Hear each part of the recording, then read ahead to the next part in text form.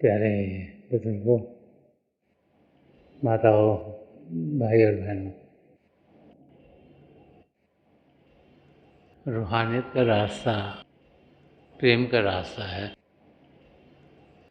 और प्रेम के रास्ते को समझना बहुत आसान नहीं है।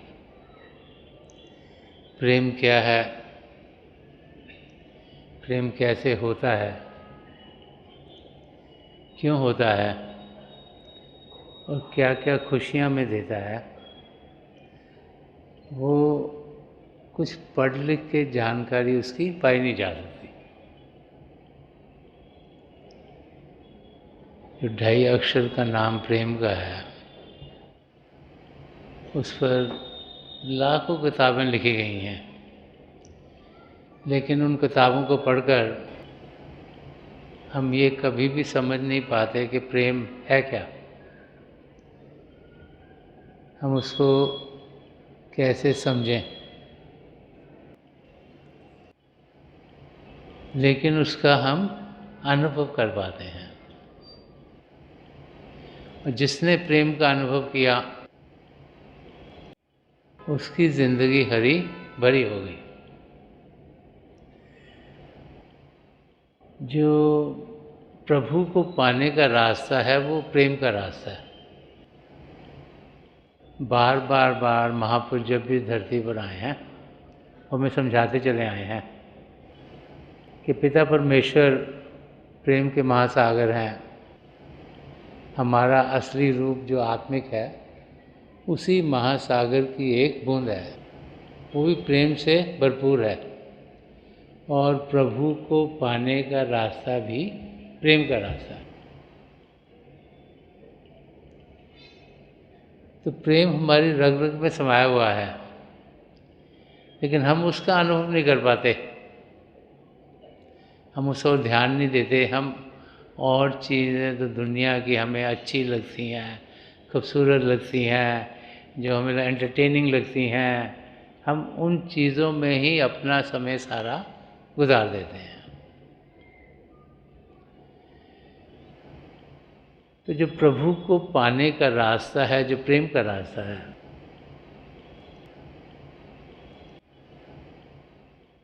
उसका अनुभव किया कैसे जाए।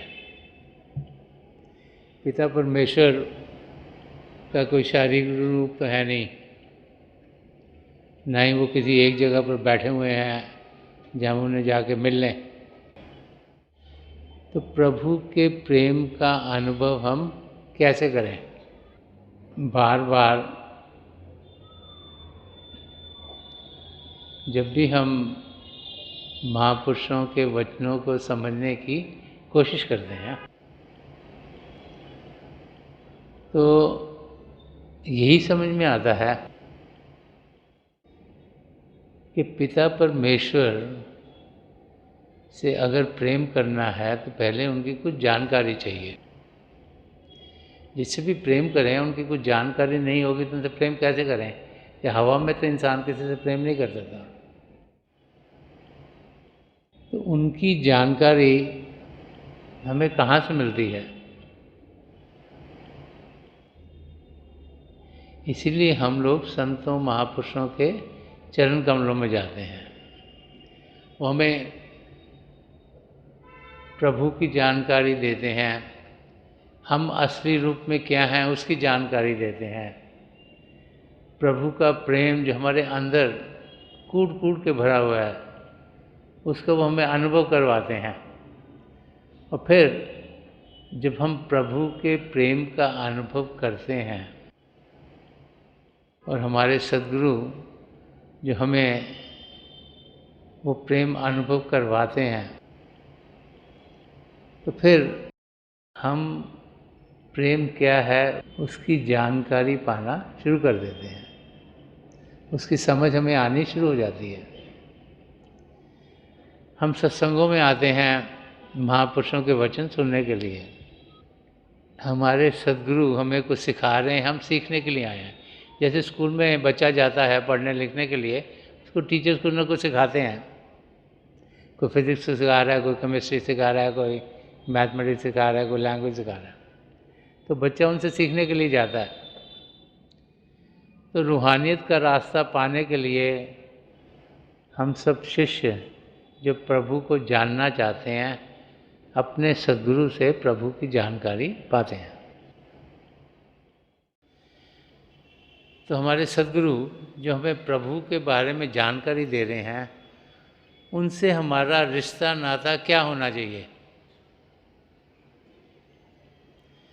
प्रभु को हमने शारीरिक रूप में देखा नहीं, सद्गुरु को शारीरिक रूप में देखते हैं, तो हम अपना लगाव सद्गुरु के साथ करना शुरू करते हैं। उनके ज़रिए जो प्रभु का प्रेम हमारी ओर आ रहा है, उस प्रेम का अनुभव जब हम करते हैं तो हमारा खिंचाव अपने सद्गुरु की ओर होता है। हम उन्हें दुनिया में सबसे नज़दीकी समझना शुरू करते हैं, क्योंकि हमें मालूम है कि वो हमारी मदद के लिए हैं, हमें जानकारी दे रहे हैं, हमें मंजिल की ओर बढ़ा रहे हैं, और वो चाहते हैं कि जो ज़िंदगी का मकसद है, जो अपने आप को जानना है और पिता परमेश्वर को पाना है, वो पूरा हो। तो एज ए शिष्य हमारा लगाव अपने सद्गुरु से दिन ब दिन बढ़ता चला जाता है। उनकी हम नज़दीकी पाने की कोशिश करते हैं, और जैसे जैसे हमें कुछ अंदर की दुनिया का ज्ञान होना शुरू हो जाता है, तो हम इस समझ तक पहुंच जाते हैं कि हमारे सद्गुरु ही हैं जो हमें मददगार होंगे अपनी मंजिल तक पहुंचने के लिए। तो जब एक शिष्य उस लेवल तक पहुंचता है, तो फिर हर एक चीज़ हम उनसे बातचीत करना चाहते हैं, उनकी सलाह लेना चाहते हैं, उनसे मदद लेना चाहते हैं। तो एक शिष्य का अपने सद्गुरु के जब वो सत्संगों में आता है, तो उसके साथ क्या क्या होता है, और एक शिष्य का जो रिलेशनशिप है अपने सद्गुरु के साथ, वो कैसा होना चाहिए, एक सच्चे शिष्य का रिलेशनशिप क्या होना चाहिए, वो संत दर्शन सिंह जी महाराज ने बड़ा खोल खोल के समझाया हुआ है। बहुत कुछ उन्होंने अध्यात्म के रास्ते के बारे में लिखा, सत्संगों में समझाया, कि बहुत सी किताबें हैं जिनके ज़रिए हम जानकारी पा सकते हैं कि मंजिल तक कैसे पहुँचें। और हमारा बिहेवियर, एक शिष्य का रिश्ता नाता अपने सद्गुरु से कैसा होना चाहिए, वो भी बहुत जगह संत दर्शन सिंह जी महाराज ने फरमाया। हम इंसान हैं, इंसान होने के नाते हमें लगता है जब भी कोई तकलीफ़ हमें हो, तो हम जहाँ से हमें मदद मिलेगी वहाँ जाएं, और फिर उनका जवाब लें। पहले तो हमें समय मिले कि हम अपनी तकलीफ़ समझा सकें, क्योंकि हम यही सोचते हैं शायद उनको मालूम नहीं होगा, तो हम अपनी तकलीफ़ उनको समझा दें, इसलिए हम समय मांगते हैं। फिर हम उनका जवाब ढूंढते हैं। अगर जवाब हमारी मर्ज़ी के मुताबिक हो तो हम बड़े खुश होते हैं, ना हो तो हम फिर इफ़ बट और चीज़ें करनी शुरू कर देते हैं कि शायद ऐसे हो जाए, शायद ऐसे हो जाए, शायद ये चीज़ ठीक हो। इंसान होने के नाते हम अपने दिमाग को अपने साथ उनके पास लेके जाते हैं। तो हमारी सिचुएशन क्या होनी चाहिए, वो संत दर्शन सिंह जी महाराज इस गज़ल के ज़रिए में समझा रहे हैं। तो मैं उनकी एक ये गज़ल लेना चाहूँगा, ताकि अलग अलग रूहानियत के पहलू हम समझ सकें। संत दर्शन सिंह जी महाराज ने बड़ा खोल खोल के समझाया कि इंसान को जीना कैसे चाहिए। जैसे एक जगह फरमाते हैं कि नफस नफस मुझे लाजिम है शुक्र का सजदा, कि मेरे दोस्त का एहसान ज़िंदगी मेरी। वो समझा रहे हैं कि हर सांस में मैं पिता परमेश्वर का शुक्रिया अदा करता हूँ कि उनके कारण ही मुझे मानव चोला मिला है। लेकिन हम लोग कैसे जीते हैं यहाँ? हम तो प्रभु को तभी याद करते हैं जब हम सोचते हैं कि ये वाला समय हमने प्रभु को याद करने के लिए करा हुआ है, या जब हमारे को कोई मुसीबत आ जाए, या कोई बीमार हो जाए घर में, या कोई एग्ज़ाम आ जाए, या कोई पैसों की कमी हो जाए, जब भी मुश्किल आती है तब इंसान प्रभु को सोचता है, उनके बारे में ध्यान देता है। लेकिन संत दर्शन सिंह जी महाराज समझाते कि सच्चे शिष्य को कैसे जीना चाहिए, कि हर समय वो शुक्रिया अदा करे पिता परमेश्वर का कि हे प्रभु, आपने मुझे उस अवस्था में पहुंचा दिया जहाँ मैं अपने आप को जान सकता हूँ और जो ज़िंदगी का मकसद है पिता परमेश्वर को मैं पा सकता हूँ, ताकि 84 लाख जिया जून से मेरा छुटकारा हो। तो संत दर्शन सिंह जी महाराज इस गज़ल के ज़रिए और बहुत से पहलू खोल रहे हैं। तो एग्जाम्पल्स हमारा डे टू डे का ले रहे हैं जो हमारे साथ होता है। तो हमें जब भी मौका मिलता है अपने सदगुरु से मिलने का, हम क्या करते हैं? शिकायत। महाराज जी मेरे साथ ये ठीक नहीं हो रहा, ये जो मेरा बच्चा है ये पढ़ता नहीं, बहुत शरारती है। हमारे घर में बेटियां हैं, उनकी उम्र बढ़ गई है, उनकी शादी नहीं हो रही, मेरी नौकरी छूट गई, क्यों हो गया मुझे मालूम नहीं। हर एक किस्म की शिकायत लेकर हम वहाँ पहुँचते हैं, क्योंकि अंदर से हम सोचते हैं कि अगर हम अपनी शिकायत बयान करेंगे तो हमें फ़ायदा होगा। तो अपना साइकोलॉजिकल लेवल से उन्हें मिलना चाहते हैं कि हमें मालूम है कि जब हम अपना दिल उनसे खोलेंगे तो हमें कुछ ना कुछ फ़ायदा होगा। तो जब हम अपने सदगुरु को मिलना चाहते हैं तो ज़्यादा तो इंसान यही बात करता है, मेरे साथ ये तकलीफ़ है, मेरे साथ ये तकलीफ़ है, मेरे साथ ये तकलीफ़ है। ऐसी बात नहीं करता कि ये चीज़ मेरे साथ अच्छी हो गई, ये भी अच्छी हो गई, ये भी अच्छी हो गई, यहाँ भी मैं खुश हूँ, यहाँ भी चीज़ें अच्छी हैं, यहाँ भी बढ़िया हो रहा है सब कुछ। उसकी बात नहीं हम करते, क्योंकि वो तो हम सोचते हैं वो तो हमें मिलना चाहिए ना, वो तो हमारा बर्थ राइट है, हक है कि ज़िंदगी हमारी सुधरी होनी चाहिए। क्योंकि हमें तो मालूम नहीं हमारे कर्म क्या हैं, और जो गड़बड़ हमने करी है उसको तो हम भूल जाते हैं, फिर सोचते हैं ये तो चलो हो गया, ख़त्म हो गया काम। तो इंसान जब अपने सदगुरु के पास जाता है, वो अगर आप सोचोगे जितनी आपकी मुलाकातें हुई हैं, आपने क्या कहा? ओ मेरा मकान बेटर हो जाए, मेरे बच्चे पढ़ जाएँ ठीक ठाक, सारी चीज़ें शिकायत, ये ठीक नहीं हो रहा, वो ठीक नहीं हो रहा, ये भी बेटर हो जाए, वो भी बेटर हो जाए। तो संत दर्शन सिंह जी महाराज इस शेर के ज़रिए हमें समझा रहे हैं कि हमारा एटीट्यूड लाइफ में क्या होना चाहिए। तो फरमा रहे हैं कि हम अपने हरफ शिकायत पे शर्मसार आए। कि जब उन्हें मिलने गए तो हमने बयान किए, सब बयान, हर बातचीत की, किसकी शिकायत की? ये भी ख़राब है, वो भी ख़राब है, ये भी नहीं हो रहा, वो भी नहीं हो रहा, और जो भी हमें लग रहा है कि हमारे साथ ठीक नहीं हो रहा, कि हम हरफे शिकायत पे शर्मसार। उनको लगा जब मैंने बात कर ली एक सच्चे शिष्य, उसको बड़ी शर्म आती है। क्यों आती है शर्म? क्योंकि अगली लाइन बता रहे हैं कि उनके आईना दिल पे क्यों गुबार आए। कि एक सच्चे शिष्य को पता है कि मुझे जो भी मदद मिल रही है, उसको पता है मेरे सदगुरु मुझे मदद कर रहे हैं, पिता परमेश्वर मुझे मदद कर रहे हैं, मेरी ज़िंदगी में जो होगा वो बेहतर से बेहतर हो रहा है, इससे बेहतर हो ही नहीं सकता, ये हमको पता है। बार बार हम सुनते हैं, हमारी ज़िंदगी में होता भी है, लेकिन फिर भी हम गड़बड़ कर जाते हैं।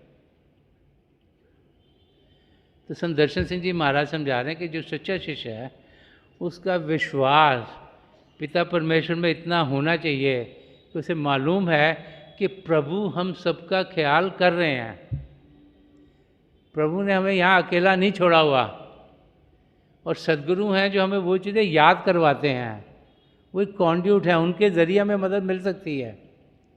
और हमें उन्हें कुछ कहने की ज़रूरत नहीं, कि प्रभु तो सबको देख रहे हैं ना, हमारे सारे कर्मों का हमने हिसाब करना है, तो कुछ तो सिस्टम है कि सारे कर्म हमारे अकाउंटेबल हैं। हम क्या हम सोचते हैं, क्या हम बोलते हैं, क्या हम करते हैं, क्या हमें दिखाई नहीं दे रहा कौन इसको काउंट कर रहा है, पर कोई तो कर ही रहा है, तभी तो कर्मों का विधान होगा। अगर कोई अकाउंटिंग ही नहीं कर रहा तो कैसे होगा काम? तो एक सच्चे शिष्य को ये मालूम है कि उसकी ज़िंदगी में जो भी हो रहा है उसकी जानकारी पिता परमेश्वर को है। तो अगर उसकी जानकारी पिता परमेश्वर को है तो फिर प्रभु से शिकायत क्या करनी। लेकिन हम करते हैं, लेकिन जब करते हैं और जो सच्चा शिष्य होता है, वो ये मैंने क्या गलती कर दी इतनी बड़ी, उसको शर्म आ जाती है। वैसी ज़िंदगी एक सच्चे शिष्य की होनी चाहिए। इस दर्शन सिंह जी महाराज सुना रहे हैं कि हम अपने हर पर शिकायत, कि जो भी हमने शिकायत करी मुंह से कर दी ना शिकायत, कि मेरा मकान ठीक नहीं हो रहा जी, मेरा बच्चे पढ़ नहीं रहे ठीक से जी, मुझे ये काम में से तरक्की नहीं हो रही, मेरे रिलेशनशिप बहुत ख़राब हैं, तरह तरह की शिकायतें करते हैं, मुझे ये बीमारी हो गई, पता नहीं ठीक होऊंगा कि नहीं होऊंगा। तो हर एक किस्म की तकलीफ़ की हम बातचीत करते हैं, क्योंकि हम सोचते हैं कि प्रभु को तो मालूम नहीं, हम ना ज़रा दरवाज़ा ज़ोर से खड़का दें। लेकिन हे प्रभु, आप पता नहीं कितने करोड़ों जीवों का ख्याल कर रहे हो, कोई मेरी भी आवाज़ सुन लो। पर ये जानते नहीं, जो भी उनका सिस्टम है उनको सब कुछ पता हमारे साथ क्या हो रहा है, हर पल क्या हो रहा है, हर क्षण क्या हो रहा है, इवन हम सोचते क्या हैं वो भी उन्हें मालूम है। तो संत दर्शन सिंह जी महाराज समझा रहे हैं कि जो एक शिष्य जो उस लेवल तक पहुंच जाता है जिसमें उसका विश्वास अपने सद्गुरु में और पिता परमेश्वर में पूरा होता है, तो फिर उसको कुछ भी शिकायत करने पर बहुत शर्म आती है। वो सोचते हैं ये क्या हो गया, गलती से हो गया। कि उनको ये समझा रहे हैं कि उनको कोई शिकायत करने की ज़रूरत नहीं, कि उस अवस्था तक हम सब ने पहुंचना है और हम सब उस अवस्था तक पहुंच सकते हैं। हमारे अंदर अपने सद्गुरु के लिए और पिता परमेश्वर के लिए पूर्ण विश्वास होना चाहिए कि वो हमारी मदद के लिए हैं, और जो भी मदद हमें चाहिए होगी, जैसे भी चाहिए होगी, वो पिता परमेश्वर हमारी ज़िंदगी में ज़रूर लाएंगे, चाहे वो एक ज़रिए से आए, चाहे दूसरे ज़रिए से आए, चाहे तीसरे ज़रिए से आए। वो जो 4 लफ्ज़ हैं, तेरा भाना मीठा लागे, वो हम सब सुनते हैं, पढ़ते हैं उनके बारे में, उन पर अमल नहीं करते, औरों को सुना देते हैं। जब कोई तकलीफ़ में होगा बोलते हैं हाँ तेरा भाना मीठा लगे, ऐसे ही होना था, कोई बात नहीं, इन्होंने जाना था, ये चले गए, इनका समय इतना ही था, तो तकलीफ़ आनी थी, कोई बात नहीं, बीमार हो गए, ठीक हो जाओगे, औरों को बताते हैं। जो अपने पे होता है तो नहीं बताते किसी को, अपने पे सोचते नहीं मेरी आवाज़ जल्दी से प्रभु तक पहुँच जाए। तो यहाँ संत दर्शन सिंह जी महाराज हमें समझा रहे हैं कि एक सच्चे शिष्य को ये जानकारी होनी चाहिए कि उसे कुछ कहने की ज़रूरत नहीं, जो रास्ता उसे दिखाया गया उस पर उसे चलना चाहिए।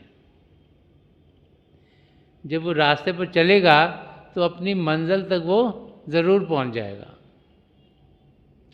इस गज़ल में संत दर्शन सिंह जी महाराज ने और भी कई पहलू जो शिष्य और गुरु के प्रेम का जो रिलेशनशिप है उसके बारे में खोले हैं।